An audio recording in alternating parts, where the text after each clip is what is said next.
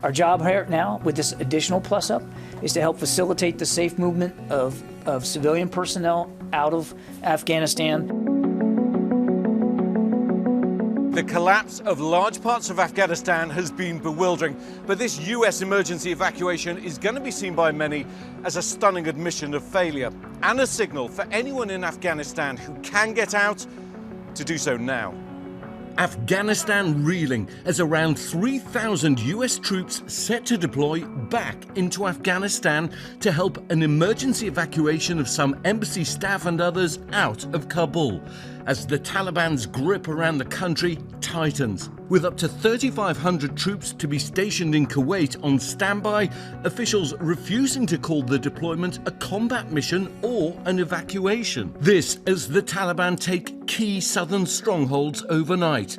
The country's second largest city of Kandahar fell after heavy fighting, the government releasing video of some of the clashes.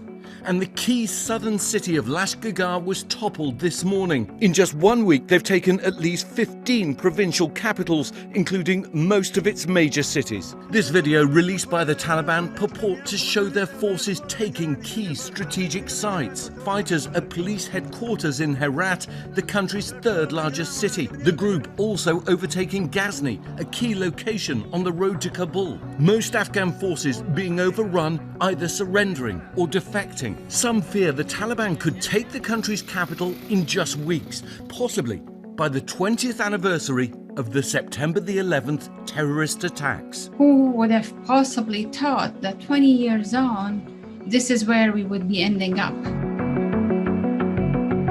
News that the FDA authorized booster shots for emergency use in high-risk patients as the Delta variant continues to surge. These are for people who almost certainly did not get an adequate response to properly protect them in the first place.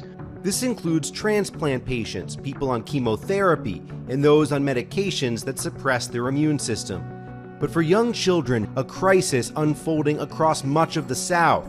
In North Texas, officials say they are out of pediatric ICU beds. And in Mississippi, I feel like we're beyond a disaster. So many COVID patients, officials preparing to open a mobile field hospital in the medical center's parking garage.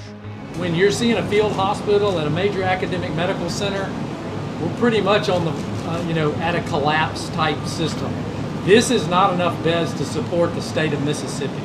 In Alabama, this mother of a 7th grader hospitalized with COVID. You're on the COVID wing and you look in class doors and there are kids of all ages, and they all look just like Brady, struggling to breathe, and everyone's in a hazmat suit. To protect children, Dr. Anthony Fauci urging those who are eligible to get the vaccine to do so immediately.